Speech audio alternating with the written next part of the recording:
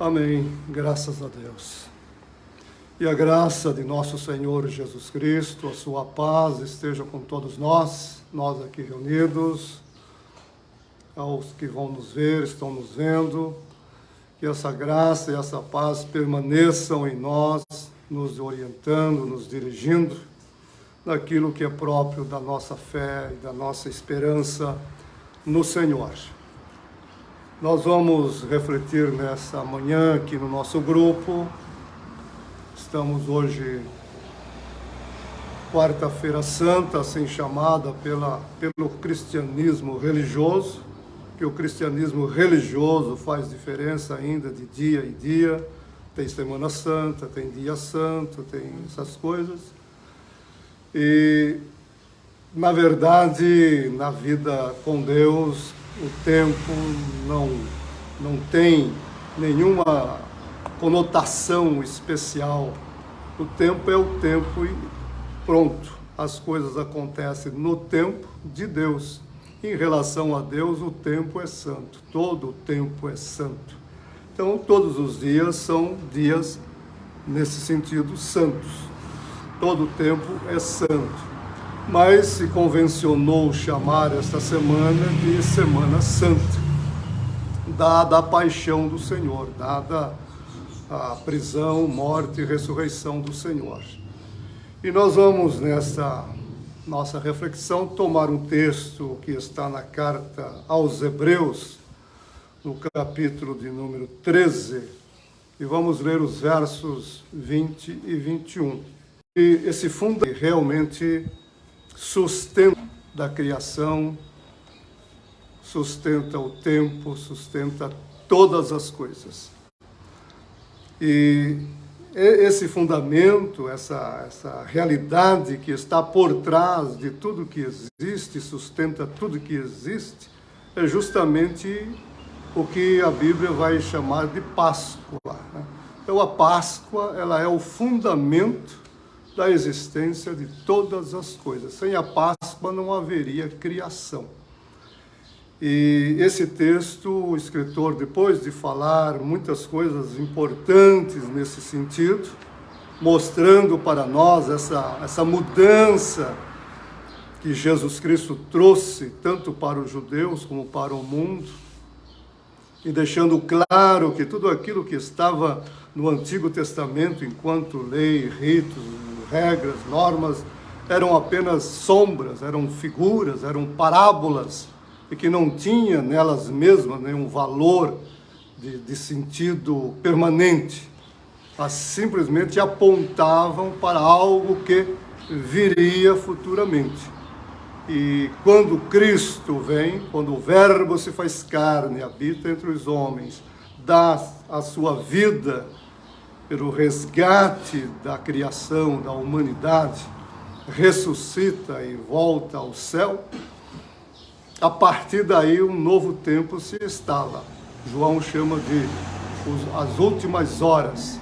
Então nós estamos agora vivendo esse novo tempo em Jesus, onde as coisas não são mais simbólicas, onde as coisas não são mais metáforas, figuras.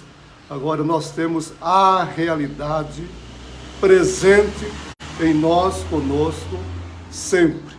Então Jesus Cristo é a realidade desse novo tempo e é nele, na pessoa de Jesus Cristo, que tudo se realiza, que tudo se faz conforme planejado por Deus. Então nós não estamos vivendo mais em função das sombras. As sombras faziam diferenças de dia, de lugar, de pessoas. Então, enquanto sombra, então tem homem santo, tem lugar santo, tem objetos santos, dias santos.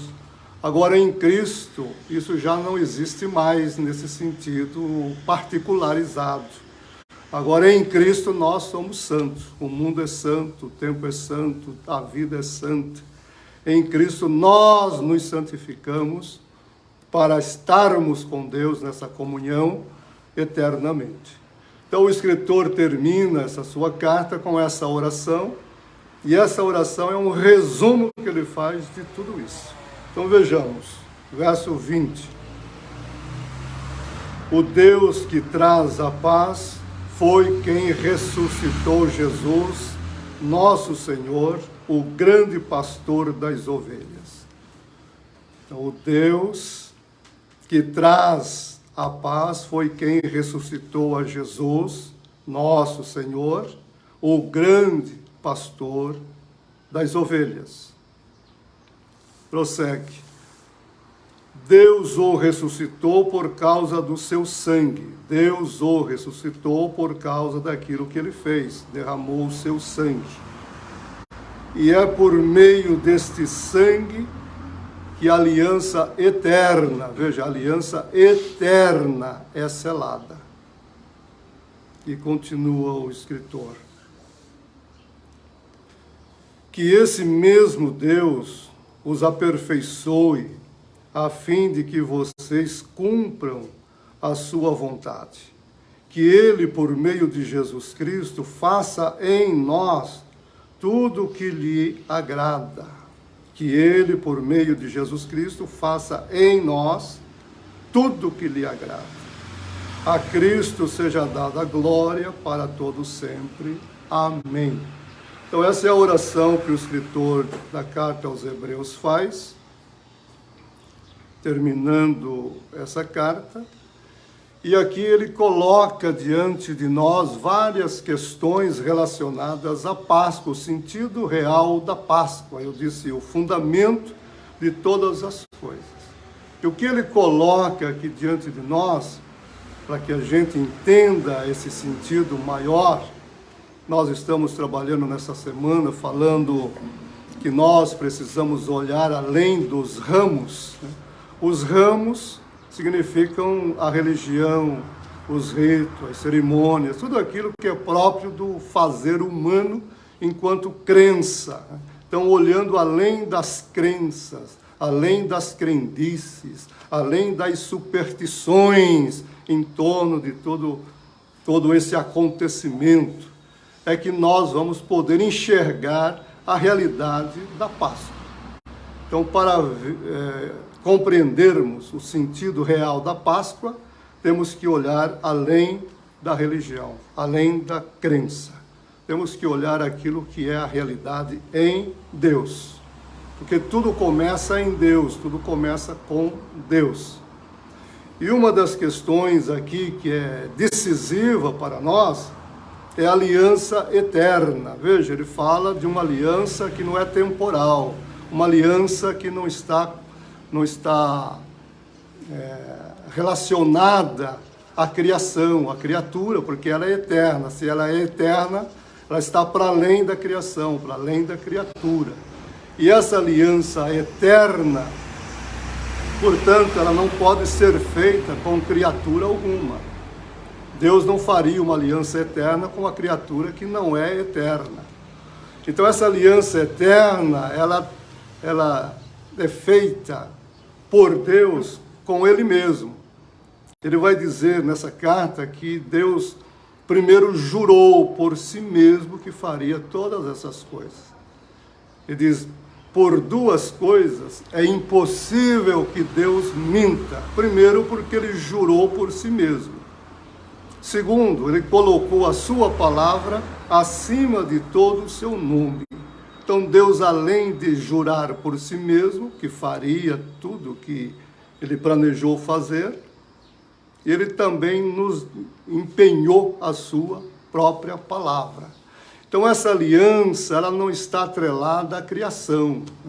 Então, não é a criatura que vai se responsabilizar pelo cumprimento dessa aliança, pela efetividade desta aliança, pela realidade que essa aliança traz.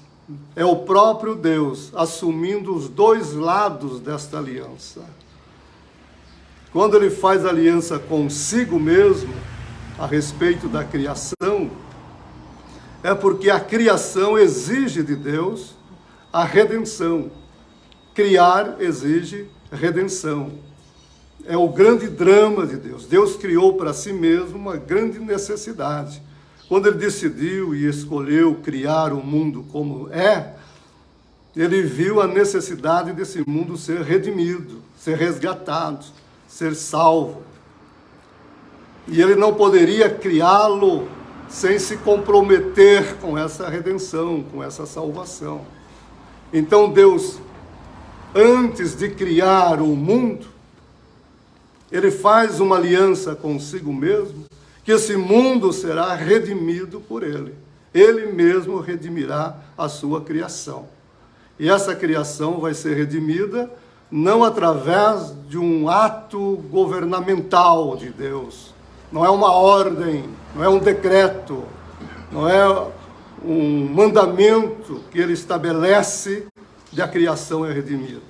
Não, ele vai redimir essa criação através de um ato que está para além de qualquer pensamento, qualquer imaginação humana. Ele vai remir essa criação através da sua própria vida.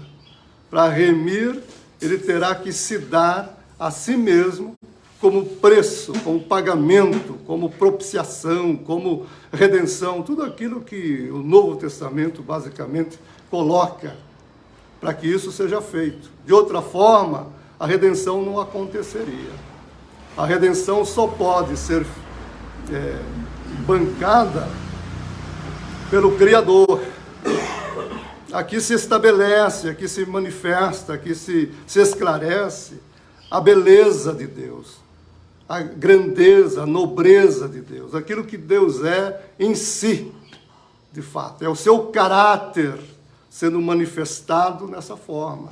Não é um ser que sai criando e aquilo que não dá certo ele vai descartando, jogando fora. Também não é um Deus que pensa em criar e diz aquilo que não der certo, eu já crio um lugar de tormento para que sejam atormentados eternamente. Isso não seria responsável. Deus não seria infantil tanto assim. Quer dizer, de nenhuma forma ele se manifesta infantil. Mas pensar isso de Deus. Então Deus está acima de qualquer situação negativa. Tiago vai dizer para nós que Deus não é afetado por coisa alguma. Ele não é afetado em si, de si, e também não é afetado fora de si, de alguma coisa de fora que o atinja. Então ele está acima, ele vai trazer à existência este mundo, tal como planejou, e esse mundo vai necessitar da redenção, e ele se compromete, jurando por si mesmo, empenhando a sua palavra, que fará essa redenção com a sua própria vida. Mas ele também não pode redimir o mundo na condição de Deus como eterno. Ele precisa entrar na criação, ele precisa tornar-se um com a criação. E aí que nós temos a encarnação do Verbo, é aí que a segunda pessoa da Trindade, porque nós cremos nesse Deus triuno, e a redenção só é possível porque ele é triuno. Se ele não é trino, ele não pode se fazer carne e morrer. Então a segunda pessoa dessa Trindade eterna, que nós também não conhecemos o suficiente para discernirmos, é que vai ser designado no conselho eterno da vontade de Deus para vir a este mundo, se fazer carne, e na condição de humano, criatura, ele vai dar a sua vida pura, perfeita, em resgate e o pagamento da redenção de todas as coisas. Então, no conselho da vontade de Deus, isso ficou assegurado, decidido. Essa aliança eterna, então, ela vai ser selada no tempo, no espaço, ou historicamente, com o sangue do próprio Deus encarnado. Então, é uma aliança que se sela com o sangue de Deus. Paulo vai dizer no seu discurso em Atos que Deus comprou-nos com o seu próprio sangue. Então, Jesus Cristo, hoje assim conhecido por todos nós, enquanto Deus na eternidade, ele já se deu como preço da salvação de toda a criação. Então, quando Deus disse, haja, Jesus Cristo já era a redenção, a salvação, o resgate da criação. Então, a criação vem à existência garantida por um resgate já existente na pessoa do próprio Deus, que seria encarnado mais tarde. Então, a Páscoa, ela aconteceu lá na eternidade. A Páscoa, no seu sentido pleno e real, ela aconteceu antes do tempo, antes da história. Ela vai se manifestar historicamente, mas ela não é histórica, ela é eterna. E a criação em Deus também se faz eterna por causa dessa verdade da aliança de Deus. Então, para a criação, Deus abre a eternidade. Nós temos eternidade passada e eternidade futura. E essas duas eternidades estão ligadas pelo próprio Redentor. Calbart dizia que o Redentor, ele atravessa o tempo. Ele sai de uma eternidade, atravessa o tempo e entra numa outra eternidade. E essa sua ponte, ele é o pontífice, né? Nessa eternidade, ele é o construtor dessa ponte e, ao mesmo tempo, a ponte. No futuro, ele como que unirá novamente essas duas eternidades, quando tudo nele será eterno. A criação não mais temporal, mas eternizada nele. Então, a Páscoa não é uma semana, um dia na história que aconteceu. A Páscoa é o drama de Deus para trazer à existência o mundo. Então é o Deus se dando a si mesmo antes de criar, para que pudesse criar e, uma vez criado, pudesse efetivar aquilo que ele planejou enquanto Redentor. Então ele vai colocar para nós aqui, é a aliança eterna, selada com o sangue do próprio Deus. E ele diz, e Deus ressuscitou, conforme estava planejado, a Jesus, o nosso Senhor. Então a ressurreição, a morte no dia da Páscoa e a ressurreição no domingo seguinte, histórico no tempo, no espaço, já era garantido na eternidade. Então a ressurreição do Senhor se dá no tempo, mas ela é de fato eterna. Então Deus, na sua aliança eterna, se compromete nessa obra redentora, se encarna no tempo e na história, morre como Redentor, é ressuscitado para que se confirme essa redenção e se estabelece a partir daí esse novo tempo no qual nós estamos vivendo. Então nós aqui hoje, celebrando a Semana Santa, a Páscoa, a ressurreição de Cristo, fazemos isso como memória histórica. Nós lembramos 2000 anos, aquele homem chamado Jesus de Nazaré, o Cristo de Deus, o Filho de Deus, que se deu a si mesmo. Então nós vemos isso historicamente, mas nós precisamos, eu dizia, olhar além dos ramos, sair do tempo, sair da história, sair da crença e ver esse drama na eternidade, como Deus está lidando com isso, para que, de fato, ele pudesse trazer a existência de todas as coisas. E ele coloca mais uma questão importante aqui, ele diz, o Deus de paz, o Deus que traz a paz, o Deus que é paz. Então veja, nessa sua visão, Deus nunca esteve brigado com a criatura. Deus é paz. E essa paz é inalterável, é imutável. Então Deus nunca esteve de má vontade para com a criação. Deus nunca esteve numa relação de inimizade com a criação. Seria absurdo também, Como pode o Criador inimigo da criatura, se é Ele que criou? A criação não tem esse poder de despertar em Deus essa inimizade. Ela é muito pequena nesse sentido.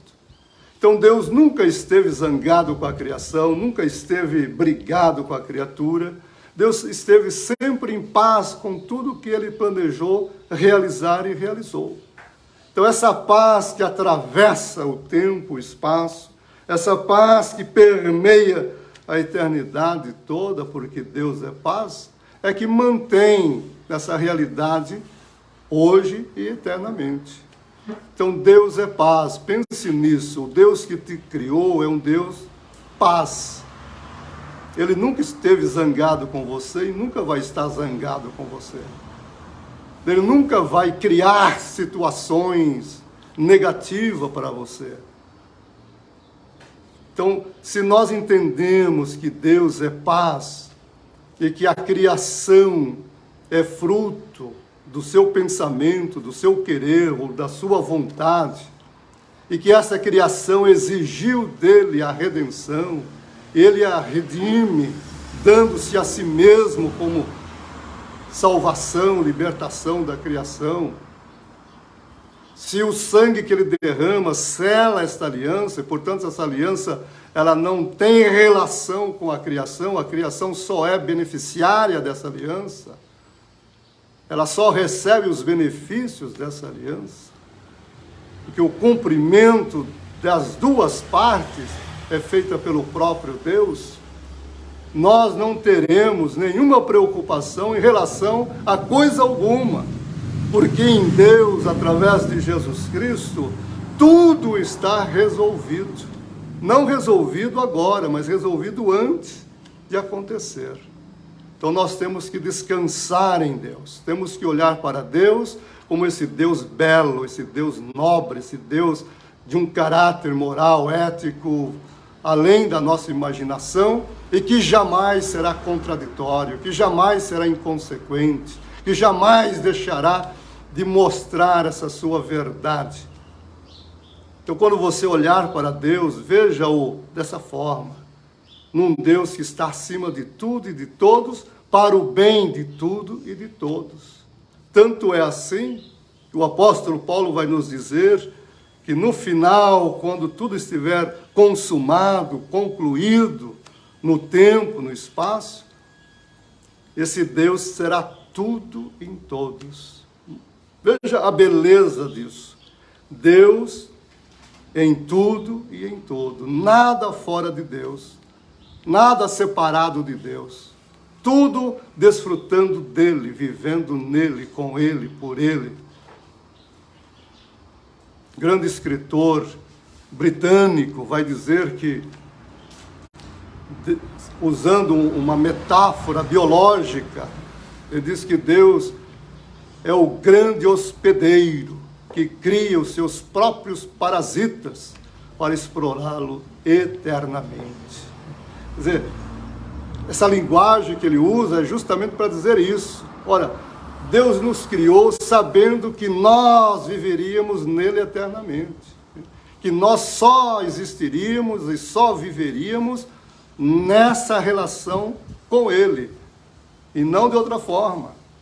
Então, o que vai acontecer é o plano de Deus. Então, esse Deus de paz, que faz uma aliança consigo mesmo, feita esta aliança consigo mesmo, jura por si mesmo, empenha a sua palavra, no tempo determinado vem ao mundo, se faz carne, se torna humano, na condição de humano se dá como Salvador e Redentor da humanidade, do mundo todo.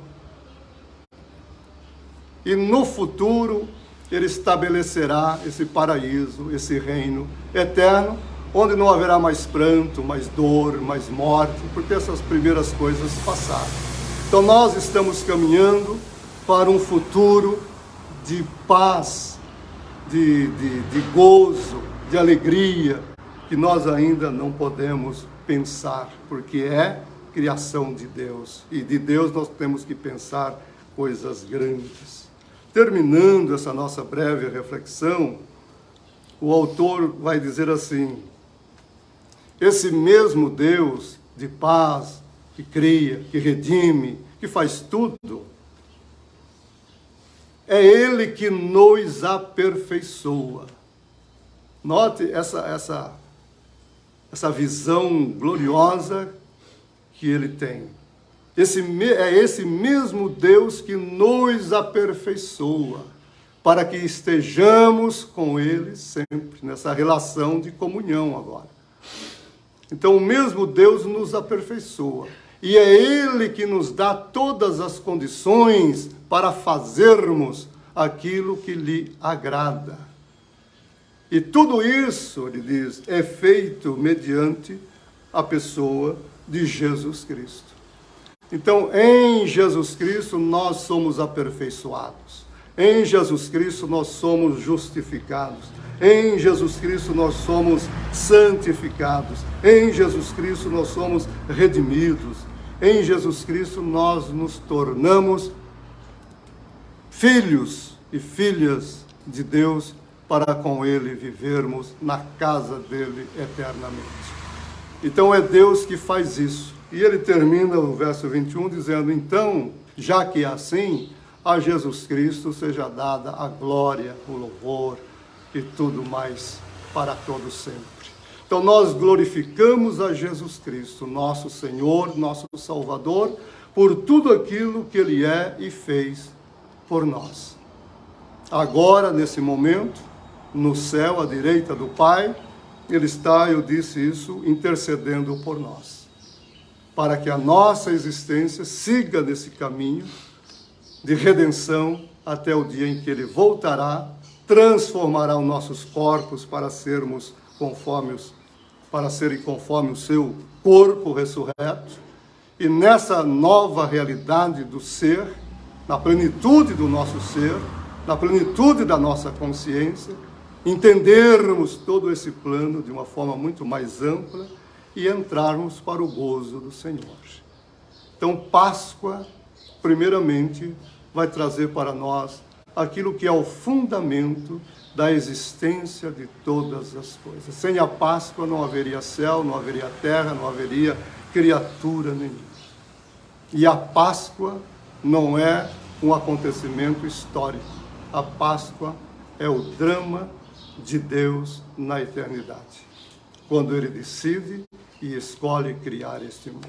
Se você entendeu isso, se nós entendermos isso, nós não teremos medo, não teremos preocupação de coisa alguma, porque nós temos um Deus maravilhoso, um Deus que de fato nos ama, nos quer bem e está o tempo todo velando por nós. Ele anda conosco e nos abençoa em todas as situações. Então não tenha medo de coisa alguma, viva com Deus, viva para Deus, glorifique ao Senhor, seja alegre, feliz, porque é Deus que traz para nós todas essas coisas como presente. Presente de existir, presente da salvação, presente de estarmos com Ele eternamente. Deus te abençoe, Deus nos abençoe, em o nome de Jesus.